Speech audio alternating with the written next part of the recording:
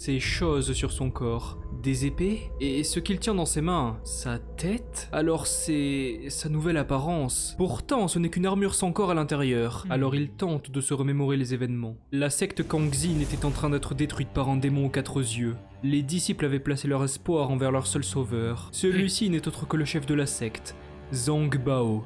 Et il dit à ses membres de s'enfuir pendant qu'il s'occupe de cette chose. Zhang Bao utilise toute sa force vitale pour combattre le démon. Il est déterminé à l'éliminer au prix de sa propre vie. Mais celui-ci est surpris. Le démon pousse un rugissement puissant. Toute l'énergie de Zhang Bao se dissipe dans l'air, avant que son corps soit enveloppé par l'énergie démoniaque, ce qui entraîne sa mort. Le chef a donc été réincarné à l'intérieur d'une armure vide. Mais c'est tout de même bizarre que seule son âme fût transférée. Dans tous les cas, il compte bien retourner dans sa secte pour régler ses comptes avec ce démon aux 4 yeux. Il essaie d'utiliser une technique puissante de téléportation, mais son ki est insuffisant, et sans sa force vitale, il est incapable d'utiliser ses compétences de sa vie précédente. Malheureusement, cette énergie fut attachée à son corps d'origine. Mais d'ailleurs, où est-il? En regardant autour de lui, une guerre semble avoir lieu. Des chevaliers humains se battent contre des armures chargées d'une énergie maudite. Celles-ci sont avantagées face aux mortels, mais les combattants résistent avec toute leur force face aux assauts. Malgré tout, ceux-ci se retournent vers leur supérieur. Ces ennemis sont bien trop puissants. La princesse Wei s'approche d'eux et leur rappelle la 3e règle de la chevalerie. Ils ne doivent jamais abandonner. Elle leur dit qu'ils n'ont pas d'autre choix. Vaincre ces armures maudites qui tuent sans discernement tout être vivant est capital. Pour changer cette situation, l'épée légendaire appelée Excalibur doit être récupérée à tout prix. Les deux armées se précipitent l'une vers l'autre encore une fois. Pendant ce temps, Zhang Bao considère cela comme une simple guerre entre différentes factions et réfléchit à des moyens de reconstituer sa force vitale. Après tout, ce conflit ne le concerne pas, mais en observant le combat, il réalise que l'épée que la princesse Wei utilise est une arme magique, car une faible source de force vitale circule à travers elle. Les armes magiques sont naturellement capables de rassembler la force vitale, et posséder un tel artefact peut accélérer l'absorption. Au bout d'un certain temps, les chevaliers sont finalement parvenus à vaincre cette vague. Alors que la princesse était rassurée par cette victoire, notre protagoniste apparaît derrière elle et essaye de lui prendre l'épée. Un chevalier massif court vers eux et frappe Zhang Bao de toutes ses forces, avant de demander à la fille si tout va bien. Elle n'a pas été agressée. Il le considère donc comme un simple chevalier malpoli. Elle ne se rappelle pas l'avoir vu au sein de son armée et se demande s'il va bien. Ces deux devraient faire attention, son casque est plutôt embêtant et tombe facilement. Les chevaliers sont choqués en le regardant, et une fois avoir remis sa tête en place, il se rend compte que l'armée l'entoure. C'est donc une armure maudite. Pour pouvoir parler, elle doit être de haut niveau. Le chevalier massif leur demande de quoi ils sont effrayés, et attaque avec son fléau imposant. Mais Zhang Bao parvient à l'esquiver facilement. Ils sont bien trop lents. L'hésitation est interdite contre ces créatures. La princesse rappelle à son armée de rester concentrée, et quelque chose attire son attention. Les renforts de l'armure maudite arrivent en même temps. Décidément, ça ne s'arrête jamais. Les deux groupes commencent à se battre les uns contre les autres. Le chevalier massif et la princesse Wei sont très doués pour combattre les armures maudites en tant que duo. Même leurs soldats sont émerveillés en les regardant se battre. C'est donc ça, un chevalier accompli. Ces deux sont vraiment inarrêtables. Une armure maudite tente d'attaquer la princesse. Elle parvient à esquiver l'attaque mais se retrouve séparée du chevalier massif. Ces satanés monstres commencent vraiment à l'énerver. Il y a trop d'armures maudites et elle est presque à court d'énergie. Un ennemi tente de l'attaquer, ce qui envoie son épée voler près de Zhang Bao qui a enfin retrouvé son casque. Celui-ci se retrouve en face de l'arme. Lorsqu'il la ramasse, l'énergie parcourt son armure, lui donnant un sentiment de nostalgie envers son ancien monde. Une faible quantité de ki se voit régénérer. Alors que la princesse avait du mal à résister, notre protagoniste décide de l'essayer contre les armures maudites. Ces attaques sont si puissantes qu'il les envoie valser sans effort. Les humains sont perplexes en voyant une armure vide se battre contre ses semblables. Malgré leur nombre imposant, Zhang Bao les découpe comme si de rien n'était. Sa force serait plus élevée que leurs deux commandants, seul ce sans qui pourrait considérer cela comme une prouesse. Pour notre protagoniste, il suffit de ressentir l'énergie qui réside autour de lui, afin d'effectuer la contre-attaque la plus efficace. Quelques secondes plus tard, l'armure dotée de paroles était la seule encore debout. La princesse Wei et son gardien sont confus, mais Zhang Bao leur dit de ne pas s'inquiéter. Il souhaite seulement avoir son arme magique. Il commence à canaliser tout le ki vers l'épée afin d'utiliser une technique secrète de téléportation, mais la puissance de l'épée est insuffisante et elle se brise en morceaux. C'est vraiment pas de chance. Zhang Bao leur demande s'ils ont d'autres épées magiques comme celle-ci. À ce stade, la princesse Wei est sûre que cette armure ne collabore pas avec les autres ennemis et lui demande son nom. Celui-ci se présente en tant que Zhang Bao. C'est la première fois que la fille rencontre une armure maudite avec un nom. Mais pour les avoir protégés, quelles sont ses intentions? Pour notre protagoniste, ce débat n'est pas important, il veut juste d'autres épées. Alors il serait neutre. Dans ce cas, la princesse Wei lui demande de former une alliance. Il se dirige actuellement vers un château voisin, et d'après les légendes, celui-ci renferme une épée légendaire légendaire appelé Excalibur, qui peut mettre fin à la calamité des armures maudites. En les escortant là-bas, elle lui donnera d'autres matériaux pouvant l'aider. Le chevalier massif est vraiment surpris par cette décision, mais la princesse lui rappelle qu'il les a sauvés. De plus, sa puissance est bien trop grande. Devant le château se trouve une armée d'armures maudites. Autant l'utiliser pour les vaincre. Une fois avoir obtenu Excalibur, cet individu ne sera plus un problème. La princesse lui demande son avis. L'arme dont il parle pourrait s'avérer incroyable. Autant y jeter un œil. Zhang Bao accepte donc de les accompagner. Ces armures maudites avaient plus ou moins la même puissance que les monstres de bas niveau de son monde. S'il avait assez de ki ainsi qu'une vraie épée, ce voyage aurait été encore plus facile. Les individus se tiennent à présent devant l'entrée. La fille ainsi que le chevalier massif contemplent la taille de l'édifice. Alors que la princesse dit à ses gardes de se préparer au combat, Zhang Bao leur demande l'origine d'Excalibur. Elle répond qu'il s'agit d'un trésor apparu devant des milliers de croyants lors du jour saint, et seuls les élus peuvent la manier. Une fois rentrés dans la pièce, ils sont à présent devant leur dernier espoir. La lame était plantée, au milieu d'une pile de cadavres ayant tenté de la saisir. C'est donc Excalibur. Vu l'énergie qui en sort, cette arme est incroyable. En l'absorbant, se téléporter ne devrait plus être un problème. La princesse Whale et les chevaliers sont également émerveillés, après avoir contemplé l'épée légendaire de leurs propres yeux.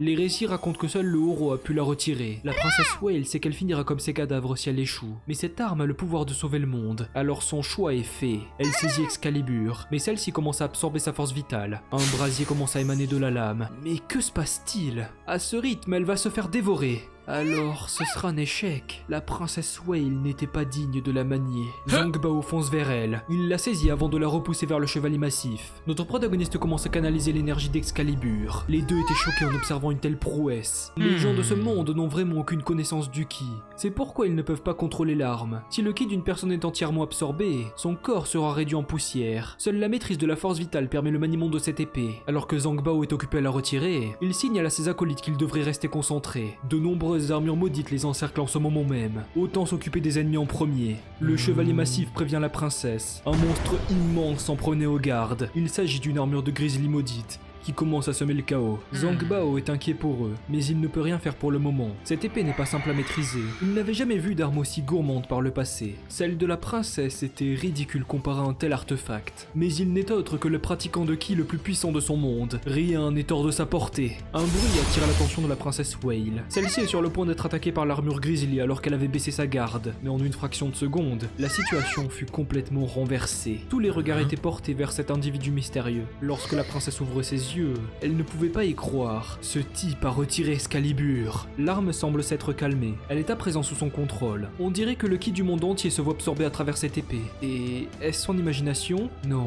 Excalibur est bel et bien en train d'absorber le ki de son adversaire afin de se l'accaparer. L'ours maudit essaie de l'attaquer. En tant que pratiquant du ki, renforcer son corps n'est pas un problème. Avant de se retrouver derrière le monstre en un instant, un simple mouvement permet de complètement dominer l'animal. Le cours du ki se voit réarrangé et reconstitué par le port d'Excalibur, lui offrant la possibilité de reproduire ses anciennes techniques. Il est donc grand temps de tester l'une de ses attaques secrètes. Le monstre s'écroule derrière lui, complètement impuissant. Ce type est bien trop fort. La princesse Whale était stupéfaite face à une telle démonstration de force. Après avoir tué cet ennemi imposant, Zhang Bao pense qu'il a suffisamment rassemblé de ki pour tenter de se téléporter à nouveau. Alors il essaie d'utiliser sa technique secrète, mais encore une fois, rien ne se passe. C'est pas vrai. Sa puissance est-elle encore insuffisante? En jetant un œil à l'entrée, il remarque que d'autres ennemis se sont approchés.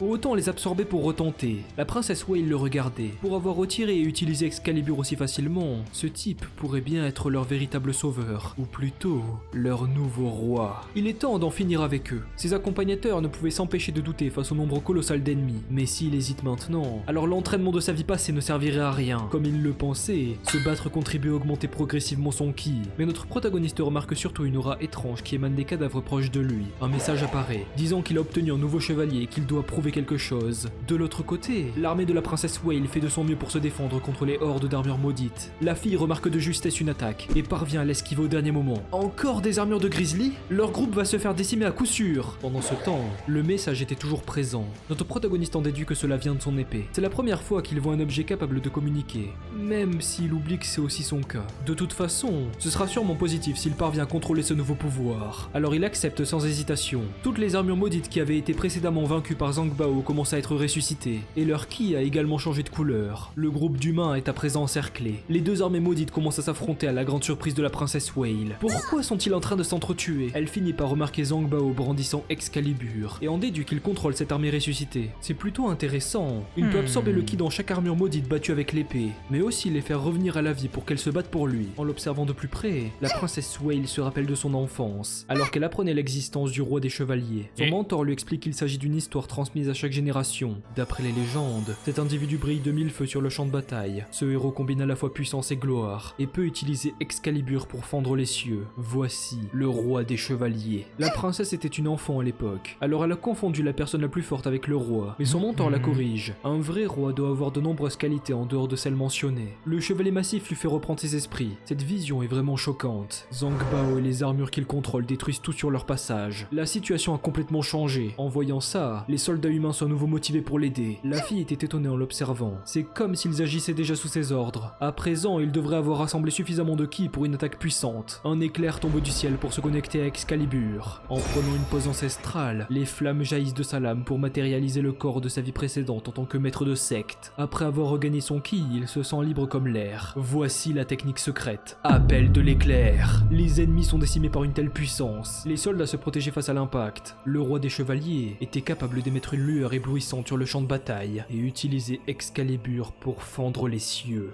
L'armée humaine est remplie de joie. Les autres qualités qu'un roi se doit d'avoir sont de donner du courage et de l'espoir à son peuple. Le jugement de la princesse Whale semble s'être avéré exact. Mais c'est bizarre. Pourquoi la téléportation ne marche toujours pas après autant d'ennemis absorbés? Mais contre toute attente, l'épée décide à la place d'aspirer son nom et sa conscience. Lorsqu'il ouvre à nouveau les yeux, il se demande où peut bien se trouver cet endroit. On dirait bien qu'il a pu regagner son véritable corps. Excalibur indique qu'il s'agit de son domaine, appelé la salle de Camelot. Une personne s'approche. Cette femme mystérieuse se présente comme l'esprit de la conscience de son épée, mais il peut juste l'appeler Viviane. Puisqu'il est le détenteur de l'arme, Zhang Bao peut se considérer comme son maître. C'est pour le moins étrange. Notre protagoniste a rencontré de nombreux esprits d'armes magiques dans sa vie précédente, mais c'est la première fois qu'il en voit un sous forme humaine. De plus, il n'a jamais entendu parler d'un domaine aussi vaste. La raison pour laquelle il a son ancien corps est parce que cela est sûrement créé à travers sa mémoire. Mais d'ailleurs, pourquoi l'avoir amené ici? Zhang Bao était occupé à trouver un moyen pour retourner chez lui. C'est justement pour cela. Viviane lui explique que c'est le seul endroit où ils peuvent communiquer librement. Après ces mots, elle lui montre une petite bougie. Cette flamme indique la quantité de son ki actuel. Autrement dit,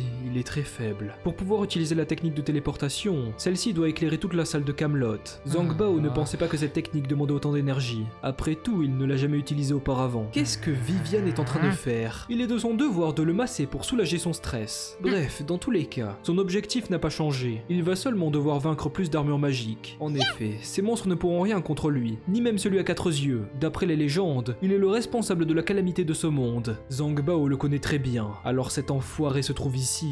On dirait bien qu'il devra vérifier par lui-même. Avant de repartir, Viviane ajoute qu'elle le servira toujours, jusqu'à ce qu'il devienne un vrai roi. Pourtant, il n'a jamais eu pour ambition de... Dans ce cas, il devrait juste traiter cela comme un rêve. Le voilà de retour dans le monde extérieur, mais lorsqu'il regarde autour de lui, il fut surpris de voir à la fois les humains et les armures maudites se prosterner devant lui. La princesse en appelle au héros flamboyant du champ de bataille. Elle le supplie de sauver leur monde et mettre un terme à cette catastrophe, en devenant leur nouveau roi. C'est un peu culotté en sachant qu'ils ont d'abord tenté de le tuer. La princesse s'excuse pour ne pas avoir remarqué sa véritable identité plus tôt. Zhang Bao lui demande alors d'où vient cette invasion. Le chevalier massif était choqué qu'il ne connaisse pas une chose aussi évidente, mais son nouveau roi explique qu'il ne vient pas de ce monde. C'est un peu bizarre, mais la princesse décide de lui expliquer. Il y a 10 ans, une chose bizarre est apparue dans le ciel. Suite à cela, ces monstres sont arrivés pour s'en prendre à tous les êtres vivants. Leur apparence menaçante leur a valu l'appellation d'armures maudites. Celles-ci ont éradiqué une grande part du monde en détruisant d'innombrables nations. Les survivants expliquent par ailleurs que leur chef est un démon similaire à la description de Viviane. L'objectif de la princesse Whale était de récupérer Excalibur avant de partir à Pierre de Roi pour renforcer ses troupes et enfin se diriger vers le territoire ennemi pour un dernier affrontement. Pierre de Roi fait partie des nations détruites par la calamité. En trouvant des survivants, de nouvelles informations pourront être obtenues. Zhang Bao demande si les armures maudites y sont encore. Oui, et leur nombre est élevé donc il faudrait être préparé. Notre protagoniste est d'accord. Il les accompagnera à Pierre de Roi. La princesse se prosterne devant lui pour exprimer sa gratitude. Cette fois-ci, Avec un individu aussi puissant, cette calamité prendra fin. La fille ordonne donc à ses troupes de la suivre vers leur nouvel objectif. Un peu plus tard, les soldats de la troupe ont peur des armures maudites qui les suivent. Sont-elles vraiment inoffensives?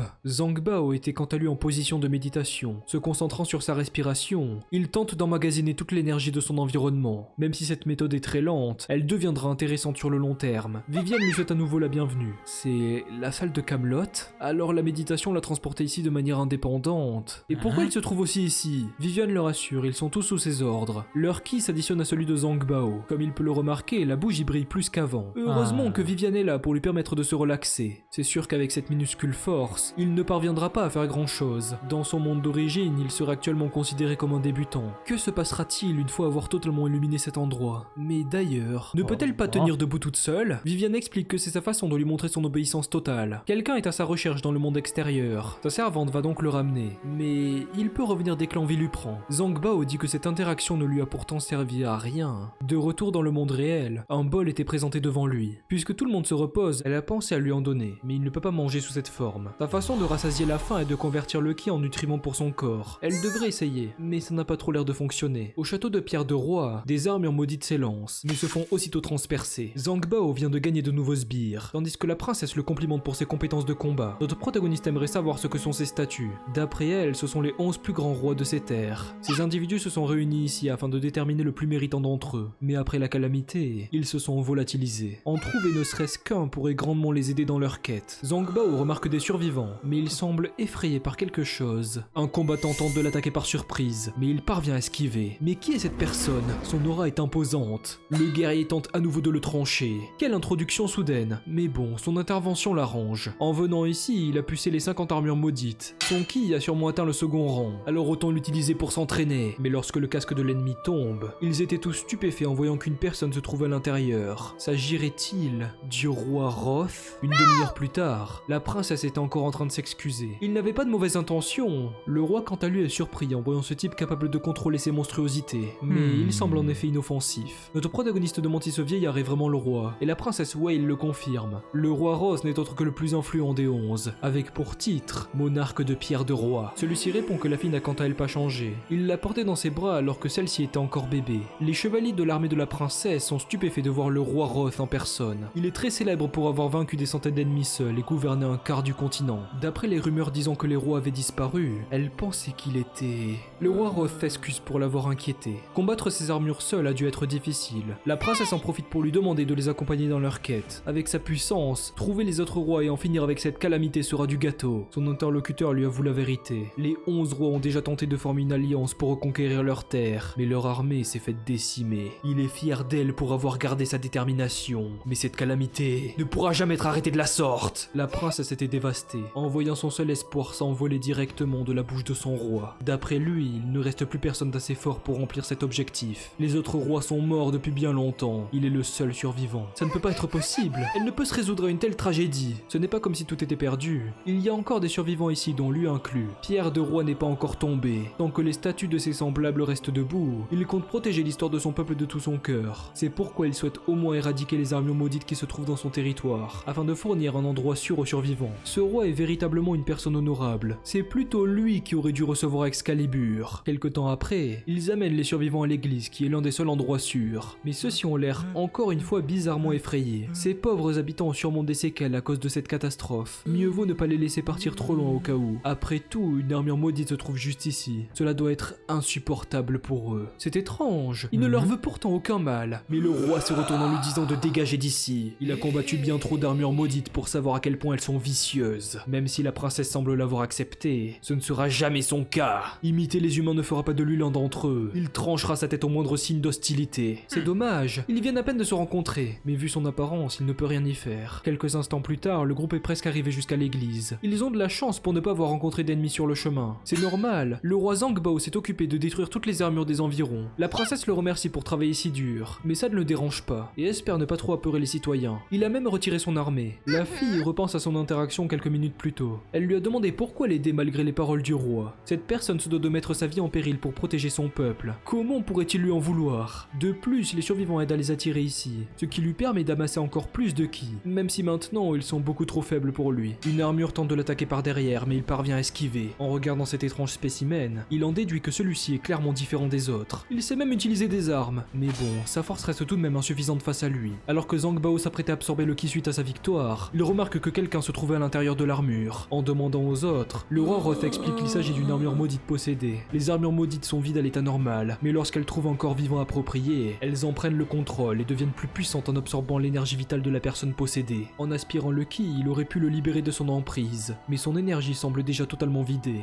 Après quelques minutes, ils arrivent enfin devant l'église. Même si celle-ci a l'air menaçante, son intérieur est très confortable avec une abondance de nourriture. Le roi est vraiment fier d'avoir pu préserver un endroit comme ça. Les murs ont été renforcés en ajoutant aussi une entrée secrète pour s'échapper. Mais une fois à l'intérieur, quelque chose ne semble pas normal. Des individus différents se tenaient debout. Ce n'est pas possible. Il avait pourtant travaillé si dur pour les garder en sécurité. Son dernier havre de paix a-t-il été ruiné par ces enfoirés? Zhang Bao bloque l'assaut des armures, tandis que le roi ne pouvait pas y croire. Ses soldats, son peuple, sa femme, ses enfants. Alors elles lui prendront tout jusqu'à la fin. Ces satanées armures maudites. Le roi est encerclé par d'autres ennemis, tandis que notre protagoniste combattait les autres sans problème. En absorbant leur ki, les esprits possédés semblent se libérer de leur emprise. Alors il restait des survivants? Il vaut mieux vite les sortir de là. La princesse s'apprête à porter l'un d'entre eux, mais celui-ci leur hurle de partir d'ici. Il n'y a pas que les armures maudites, ils doivent aussi se méfier du roi Roth. La plupart des ennemis ont été éliminés. Zhang Bao demande au roi si tout va bien. Sa colère était immense, si bien qu'il commençait à perdre le contrôle. Seules ces satanées armures maudites hantaient son esprit, jusqu'à tenter d'attaquer notre protagoniste. En l'observant plus en détail,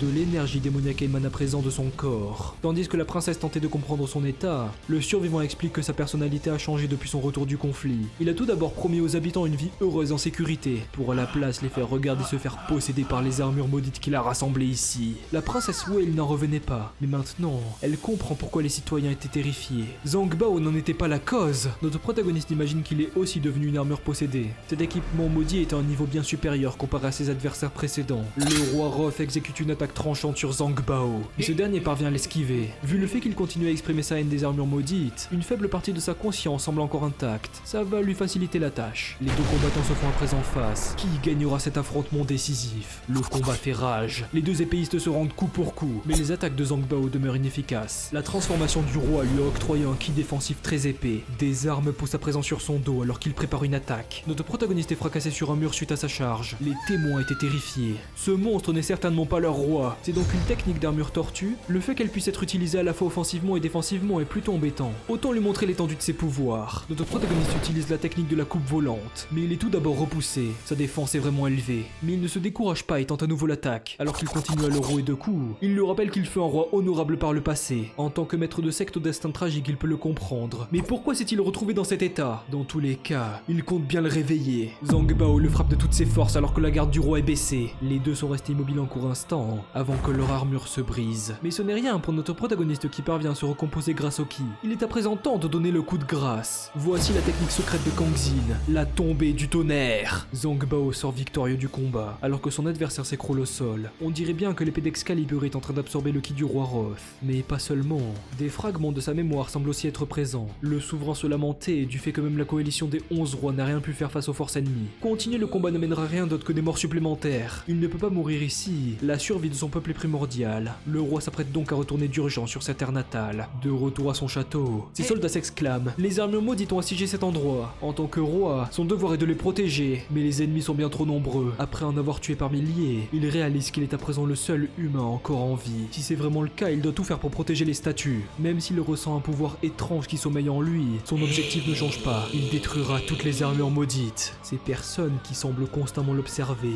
Il s'agit encore de ces satanées armures. Ça doit sûrement les amuser. Leur nombre est étonnamment élevé, mais ce n'est pas grave. Il détruira tout sur son passage. Le malheureux ne parvenait plus à discerner les armures maudites de ses propres sujets. Lorsque sa conscience reprit enfin le dessus, le roi ne parvenait pas à comprendre la situation. Pourquoi les armures ne sont plus là? Des survivants sont encore dehors? Il faut vite les mettre à l'abri. Voici donc les raisons de ses agissements. Son souhait de protection de son peuple était pur jusqu'au bout, mais le désespoir qui le rongeait l'a rendu vulnérable au ki maléfique ennemi, le forçant à tuer ses proches sans même s'en rendre compte. La princesse Wei ne pouvait s'empêcher d'être triste envers son destin tragique. Zhang Bao s'apprêtait à expliquer aux autres ce que sa mémoire cachait, mais le roi lui dit de s'enfuir. Les autres l'observent en ce moment même, et sont presque arrivés. Une lueur d'énergie se dessine dans le ciel. La puissance du ki de la personne qui s'approche est beaucoup trop importante. Le rayon s'écrase au milieu de pierres de roi. Les troupes de la princesse sont à nouveau en état d'alerte. découverte, alors qu'une énième personne équipée d'une armure menaçante venait d'atterrir. La fille reconnaît immédiatement cet individu. Il est l'un des 11 rois, tout comme le roi Roth. Son nom est Baiki, commandant des armées. D'après son apparence, sa situation est similaire au roi qui résidait ici. Il est possédé par le camp ennemi. Il semblerait bien que cet affrontement ne soit pas terminé. Baiki fonce vers eux. L'énergie qu'il ressent, ça ne fait plus aucun doute. Il utilise la charge des 100 armures. En exemplaires, les os ne seront plus 10 exemplaires. Le sang ne sera plus 100 exemplaires. La vie ne sera plus. Le nouvel arrivant s'apprête à saisir Excalibur, mais Zhang Bao la tenait encore entre ses mains. Il avait résisté au choc et protégé ses camarades. Son nouvel adversaire le complimente pour sa bravoure. Maintenant, il devrait lui donner l'arme sans faire d'histoire. Malheureusement, les gens qui l'accompagnent sont ses loyaux sujets. Il est hors de question qu'il leur arrive quelque chose. Alors il est en train de désobéir à l'un des 11 rois? Ce titre ne représente rien à ses yeux. C'est pas comme s'il n'en avait jamais rencontré. L'heure de son nouvel adoubement a sonné. Il est temps d'effectuer ce premier combat en compagnie de son nouvel acolyte, le roi Roth.